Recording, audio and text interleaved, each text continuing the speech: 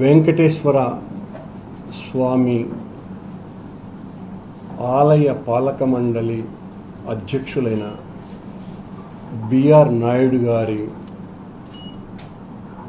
ప్రవర్తన చాలా అభ్యంతరకరంగా ఉన్నది. నేను గతంలో కూడా కొన్ని చెబితే వారు సరిదిద్దుకోకుండా ఎంతసేపు నన్ను వ్యక్తిగతంగా దాడి చేయటానికే ఆయన తన సమయాన్నంతా కూడా వాడుతున్నారు.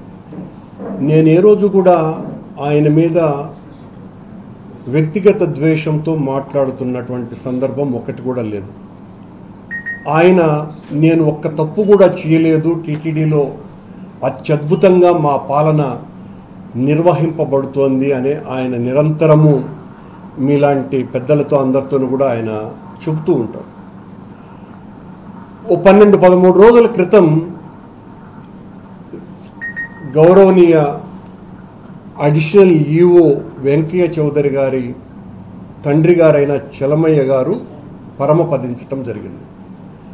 అందరికీ తెలిసిన విషయం. పాపం వారికి బ్రహ్మోత్సవాలలో పాల్గొనేటువంటి అవకాశం కూడా తద్వారా పోవటం చాలా బాధ కలిగించే విషయం. వారి తండ్రి గారి శ్రాద్ధ కర్మక్రియల రోజున బిఆర్ నాయుడు గారు ఏం చేశారు అన్నది వారి టీవీలోనే వచ్చినటువంటి విషయాన్ని ఇప్పుడు మీకు చూపిస్తాను. నేను పరామర్శించారు టీటీడీ చైర్మన్ బిఆర్ నాయుడు. ఇటీవలే వెంకయ్య చౌదరి తండ్రి చిరుమామిళ్ల చలమయ్య అనారోగ్యంతో చనిపోయారు. ఆయన పెద్ద కర్మ కార్యక్రమంలో పాల్గొనేందుకు పల్నాడు జిల్లా మాచర్లకు ఇచ్చేశారు బిఆర్ నాయుడు. చలమయ్య చిత్రపటానికి పూలమాలలు వేసి నివాళులర్పించారు. టీటీడీ చైర్మన్ తో పాటు పాలక మండలి సభ్యులు, పలువురు అధికారులు వెంకయ్య చౌదరిని పరామర్శించిన వారిలో ఉన్నారు.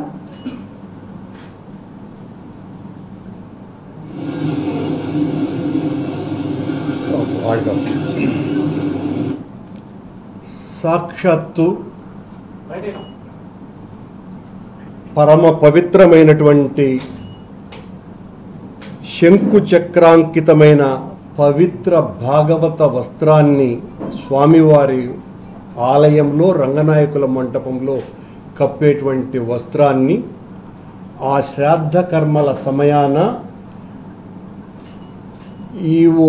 అడిషనల్ ఈవో వెంకయ్య చౌదరి గారికి కప్పటం కాకుండా సాక్షాత్తు స్వామివారి తిరువాభరణాల అంటే నిత్యము స్వామివారికి తొడిగేటువంటి ఆభరణాల బొక్కసం సంరక్షకుడైన గురురాజస్వామి అక్కడ స్వామివారి లడ్డు ప్రసాదాలను పట్టుకొని పరివట్టం కట్టటం, ఎవరికి అడిషనల్ ఈఓ గారికి పరివట్టం కట్టి వేద పండితుల చేత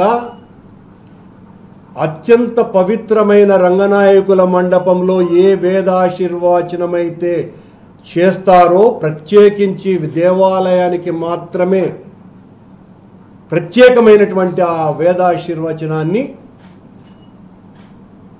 అడిషనల్ ఈఓ వెంకయ్య చౌదరి గారికి ఆ రకంగా పరివట్టం కట్టడం అన్నది ఉత్సవానంతరం రంగనాయకుల మంటపంలో కానీ బంగారు వాకిలిలో కానీ ఆలయ అధికారులు ఎవరైనా ఉంటే వారికి లేదా చైర్మన్కు లేదా వాళ్ళకంటే ముందు జియర్ స్వాములకు పరివట్టం కడతారు. పరివట్టం అంటేనే అత్యంత పవిత్రమైనటువంటి విషయం. అది కూడా రంగనాయకుల మంటపంలోనో బంగారు వాకిలిలోనో కట్టేటువంటి పరివట్టాన్ని కట్టి శ్రీవారి ప్రసాదాల్ని శ్రాద్ధ కర్మల రోజున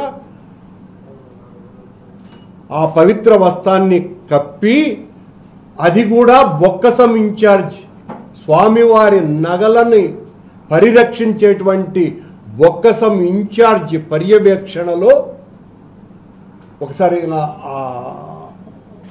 ఆశీర్వాదం కూడా చూపించమని ఆఖరిలో ఉంది.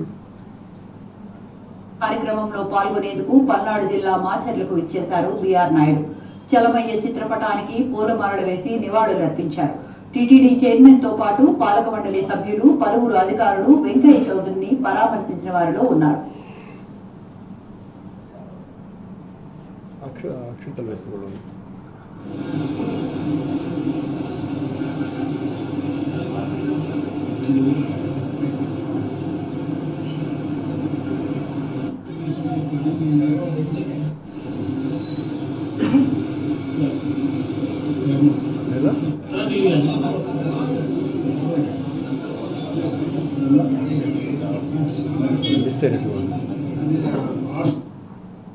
టీటీడీ అదనపు జేఈఓ వెంకయ్య చౌదరి కుటుంబాన్ని పరామర్శించారు. అది కూడా ఉంది. ఆ అక్షంతలు వేసే కార్యక్రమం ఏదైతే ఆయనకు ఆశీర్వచనం పలకటం కూడా సాక్షాత్తు కలియుగ దైవమైన శ్రీవారి ఆలయ మర్యాదలను మంట కలపటమే ఇది. ఇంతకంటే దారుణం మరొక్కటి లేనే లేదు. అధ్యక్ష స్థానంలో అర్థం పరమార్థం తెలియనటువంటి వ్యక్తి చేస్తున్నటువంటి విశృంఖలత, వికృతమైనటువంటి చర్య తప్ప మరొకటి కాదిది. వధువు విధవ వీళ్ళ రెండింటికి తేడా తెలియనటువంటి వ్యక్తి వారైనా వీరైనా ఒకటే అని అనుకునేటువంటి మనుషులు చేసేటువంటి చేష్టలు తప్ప మరొకటి కాదు ఇది. అభివృద్ధికి ఆశిష్యులు అందజేస్తారు ఎవరైనా, విషాదానికి పరామర్శ చేస్తారు. పరామర్శ చేయటం ఏ తప్పు లేదు కాకపోగా మంచిది కూడా. కానీ పరామర్శ పేరుతో బిఆర్ నాయుడు గారు చేసినటువంటి దారుణమైన దాస్తీకం ఇది. పరివట్టం కట్టడం ఏంటి, వేదాశీర్వచనం ఇవ్వటం ఏంటి, స్వామివారి వస్త్రం కప్పటం ఏంటి, అది కూడా సాక్షాత్తు ఎక్కడా వాళ్ళ తండ్రి పటం ముందర ఆయనకు చేయటం అంటే తన పదవిని పూర్తిగా దుర్వినియోగం చేస్తున్నారు బిఆర్ నాయుడు గారు. ఎప్పుడు ఏ వస్త్రం కలపాగా వెయ్యాలనో కూడా తెలియనటువంటి వ్యక్తి నాకు రోజు శాస్త్రం గురించి మాట్లాడుతూ ఉంటాడు. వాడికేం తెలియదు అని. ఇంత దారుణమైనటువంటి పరిస్థితి. రేపు ఎవరైనా మరొకరు అధికారో ఎవరో ముఖ్యుడో ఈ రాష్ట్రంలో ప్రముఖుడో ఇట్లా మాకు కూడా బిఆర్ నాయుడు గారు మా ఇంట్లో ఎవరో చనిపోయినారు, మీరు వచ్చి ఆ కర్మక్రియల రోజున మాకు వేదాశీర్వచనము, శేషవస్త్రము, స్వామివారి లడ్డు ప్రసాదాలు అందజేయండి అనేటువంటిది ఒక రివాజుగా మారేటువంటి పరిస్థితి వస్తే దీనికి ఎవరు సమాధానం చెప్పాలి? ఏటి సూతకం ఉన్నటువంటి అదనపు ఈవోకి, ఏటి సూతకం ఉన్నటువంటి అదనపు ఈవో గారికి వేద ఆశీర్వచనం, అది కూడా స్వామివారి వేద పారాయణదారుల చేత సాక్షాత్తు స్వామివారి తిరువాభరణాల సంరక్షకుని చేతుల మీదుగా లడ్డు ప్రసాదాలు అందజేస్తూ వాటిని ఇవ్వటం అన్నది తీవ్రమైన అభ్యంతరకరం. హిందువుల మనోభావాలన్నీ కూడా దెబ్బతినేటువంటి విషయం ఇది. నేను ఈ రకంగా మాట్లాడితే వెంటనే బిఆర్ నాయుడు గారు తన విశ్వరూపాన్ని చూపిస్తారు. వాళ్ళ ఆ పంచశస్త్రులైనటువంటి ఆ TV5 ఛానల్లో నాకు గురించి ఈ రోజంతా కూడా ఇదే కథ నడుస్తుందని కూడా తెలుసును. కానీ నేను జరిగేటువంటి తప్పుల్ని ఎత్తి చూపకుండా ఉండటం అన్నది సాధ్యమయ్యేటువంటి విషయం కానే కాదని ఈ సందర్భంగా నేను వారికి తెలియజేస్తూ, స్వామి, స్థానిక దేవాలయాలలో భక్తులు పెరిగిపోయినారు, వాళ్లకు అన్నప్రసాదాలు కూడా లభించటం లేదు అని తెలుగుదేశం పార్టీకి సంబంధించిన అధికారిక పత్రిక ఈనాడులో ఈ మధ్యన ప్రముఖంగా ఒక వార్త వచ్చింది. ప్రసాదాల దిట్టం పెంచటం లేదు అని.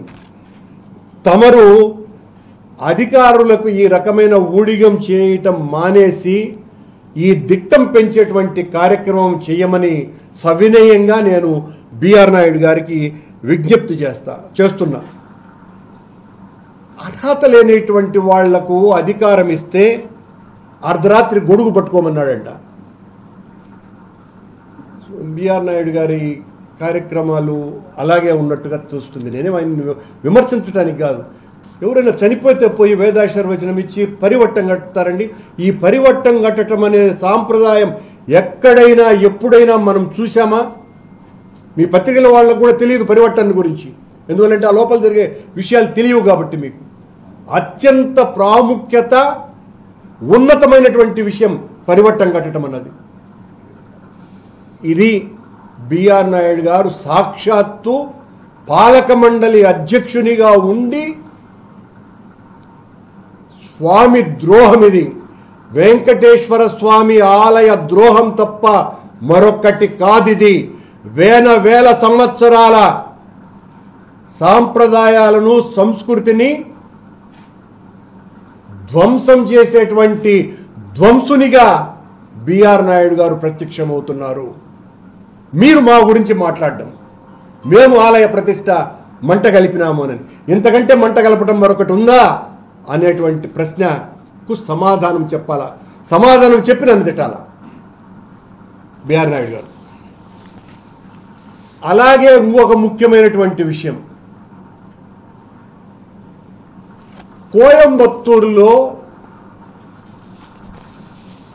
G2 అనేటువంటి ఒక రియల్ ఎస్టేట్ వెంచర్ సంస్థ ముఖ్యమంత్రి గారికి గత 8వ నెల 2004 ఒక ఉత్తరం రాసింది. మేము మా G2లో దేవాలయ నిర్మాణానికి మీరు పర్మిషన్ ఇవ్వండి అని. ఒక రియల్ ఎస్టేట్ సంస్థలో టీటీడీ దేవాలయం కట్టబోతున్నది. ఇంతకంటే దారుణం మరొకటి లేదు. మళ్ళా రేపు జరగబోయేటువంటి పాలక మండలి సమావేశంలో కోయంబత్తూరులో టీటీడీ దేవాలయాన్ని కట్టడానికి సంబంధించినటువంటి అజెండా కూడా వస్తోంది.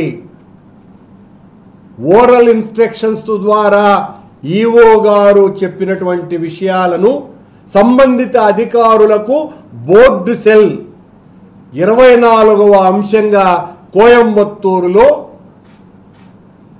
టీటీడీ టెంపుల్ కట్టమని చెప్పడానికి అది అజెండాలో వస్తున్నది. ఇక ఈ రకంగా ఒక రియల్ ఎస్టేట్ సంస్థ వాళ్ళు 900 ఎకరాలలో ఈ రియల్ ఎస్టేట్ని నడిపించడానికి వెంకటేశ్వర స్వామినే వాడుకోవాలన్నటువంటి భక్తిపరులం మేము అనేటువంటి ఎవరు భక్తిపరులు కాదండి?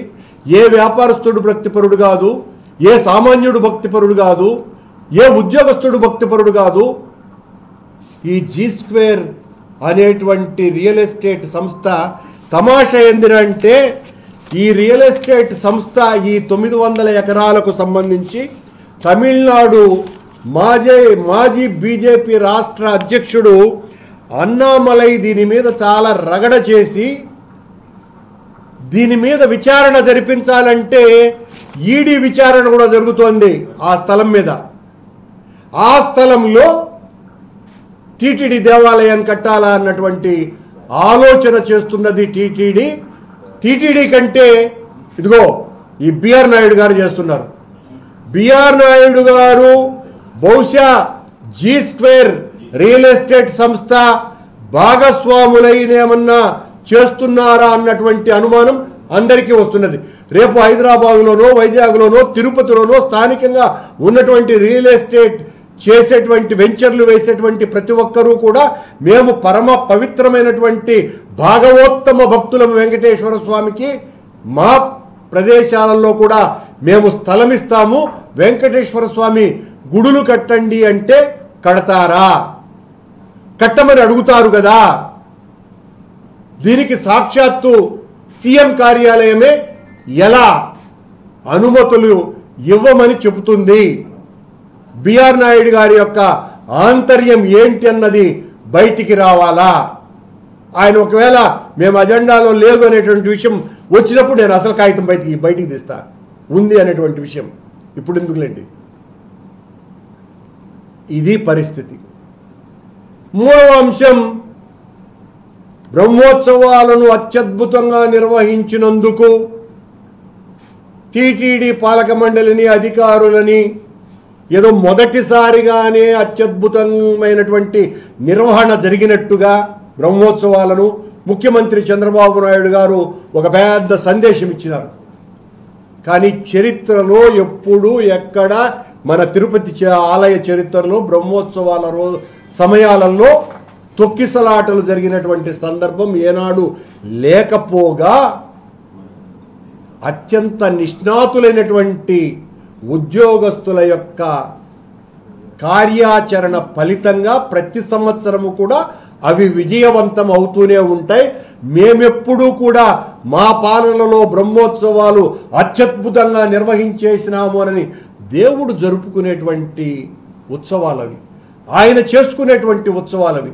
వాటిల్ని కూడా మా పాలనలో అత్యద్భుతంగా నిర్వహించినారు అనేటువంటిది. నిజానికి గరుడ సేవ రోజున బిఆర్ నాయుడు గారి సైన్యం దాదాపు 500 మంది వాహన సేవ ముందర కిటకిటలాడుతూ ఉంటే, ముందు రోజున రెండవ రోజున ఉంటే ఈవో గారు చాలా తీక్షణమైనటువంటి కోపం ప్రదర్శించిన సంఘటన జరిగిందా లేదా? మరుసటి రోజు ఉదయం వాహన సేవలో బిఆర్ నాయుడు గారు మాయమైపోయిన మాట నిజమా కాదా? ఆ తరువాతనే కాస్త జాగ్రత్త వహించిన మాట వాస్తవమా కాదా?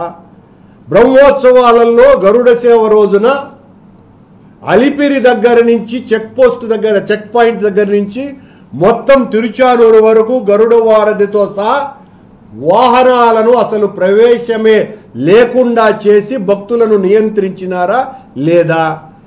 భక్తులను నియంత్రించి బ్రహ్మోత్సవాలు ఘనంగా జరిపినాము అని చెప్పుకుంటే అది ఎలా క్రెడిట్ అవుతుంది? దానికి సమాధానం చెప్పాలి కదా. అలాగే ఉద్యానవనంలో జరిపినటువంటి ఫల పుష్ప ప్రదర్శనశాలలో సాల్వా శరభ విగ్రహ ప్రతిష్టాపన చేసినారా లేదా? ఇది చాలా ఆక్షేపించదగ్గ విషయం. సాల్వ శరభ ప్రతిరూపాల ఏర్పాట్లు జరిగినాయి. ఇది వెంకటేశ్వర ఆలయానికి సంబంధించినంత వరకు తీవ్రమైన అభ్యంతరకరమైన విషయం. ఏ నృసింహస్వామి యొక్క విశ్వ విలయతాండవాన్ని చూసినటువంటి శివస్వామి ఆయన పొట్ట చీల్చి సంహరించేటువంటి అంశం ఈ సాల్వ శరభ ప్రతిరూప అంశం. దాన్ని మన దేవాలయ ఉద్యానవనంలో పెట్టొచ్చునండి బ్రహ్మోత్సవాల సమయంలో. దీని మీద అనేక మంది శ్రీ వైష్ణవులు ఈఓ గారికి అభ్యంతరాలు తెలుపుతూ ఈమెయిల్స్ పంపిన మాట వాస్తవమా కాదా?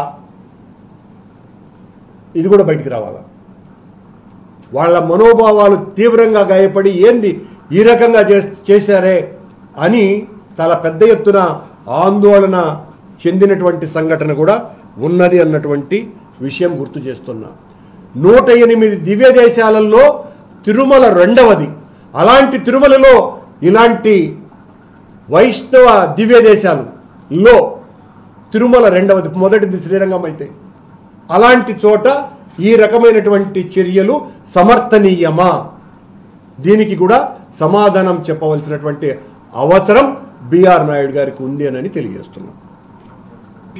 టీటీడీ నిర్మించాలని స్థలం వాళ్ళు ఇస్తున్నారట. ఎక్కడ అన్నది కదా, టీటీడీ ఎక్కడ ఎప్పుడు ఎలాంటి చోట్ల నిర్మిస్తుంది దేవాలయాల్ని? మీ వ్యాపార అభివృద్ధికి కాదు టీటీడీ ఉండేది. బిఆర్ నాయుడు గారి సమయంలో వ్యాపార అభివృద్ధికి వ్యవహారాలు జరుగుతున్నాయి అనటానికి ఇది ఒక మచ్చు తునక.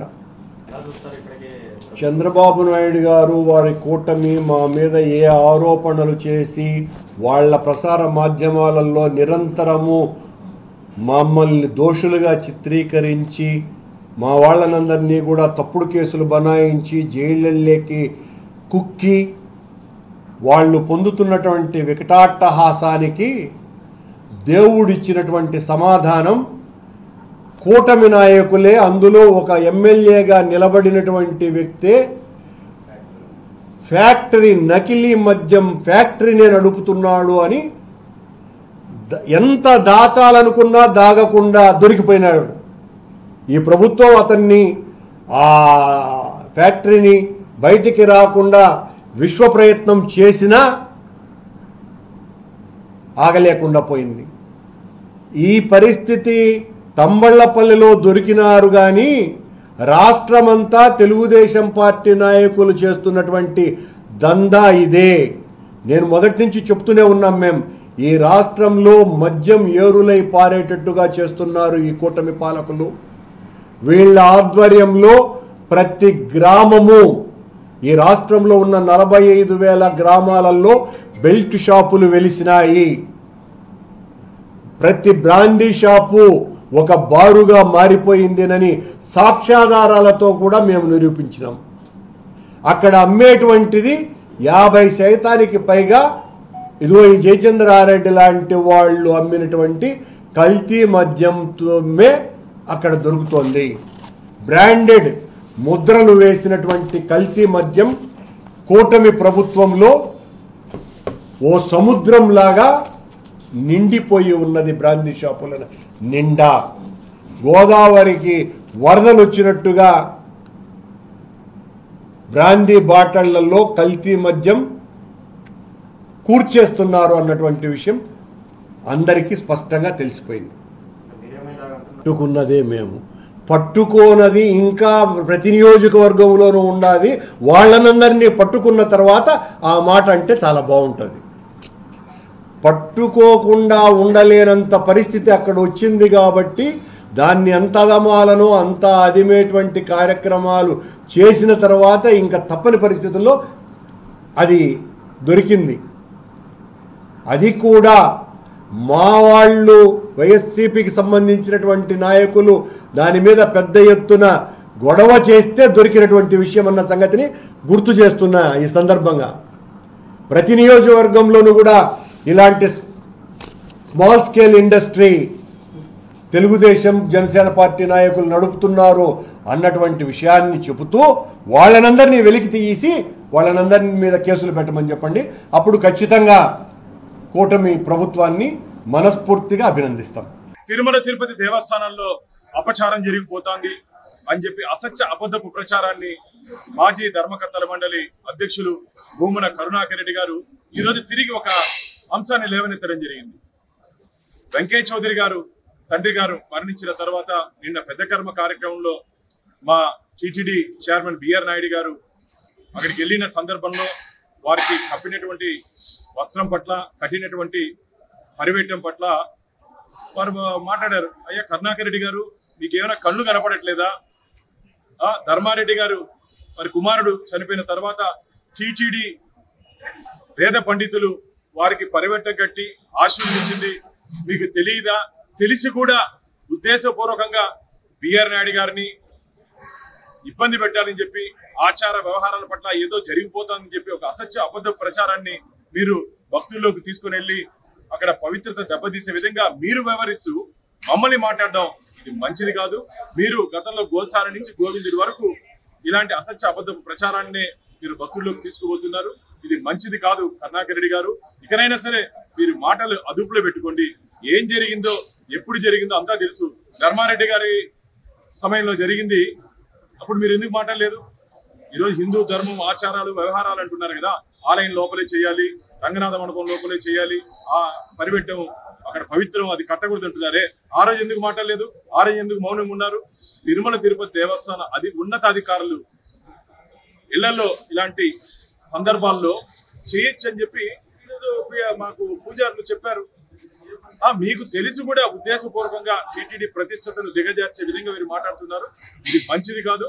రాబో రోజుల్లో మీకు శ్రీవారి భక్తులే గట్టిగా బుద్ధి చెప్తారని చెప్పి మిమ్మల్ని తీవ్రంగా హెచ్చరిస్తూ, ఏదన్నా విషయం ఉంటే దాంట్లో అర్థం చేసుకొని మాట్లాడండి, తెలుసుకొని మాట్లాడండి. అంతేగాని తెలిసి తెలియకుండా మీరు ఇలాంటి ఒక అసత్య ప్రచారాన్ని, తిరుమల పవిత్రతని భంగం కలిగించే విధంగా మీరు వ్యవహరిస్తూ మా మీద నెట్టడం, మా మీద మసిపూసే కార్యక్రమాలు చేయడాన్ని ఇకనైనా మీరు మానుకోవాలని చెప్పి గట్టిగా మిమ్మల్ని హెచ్చరిస్తున్నాం.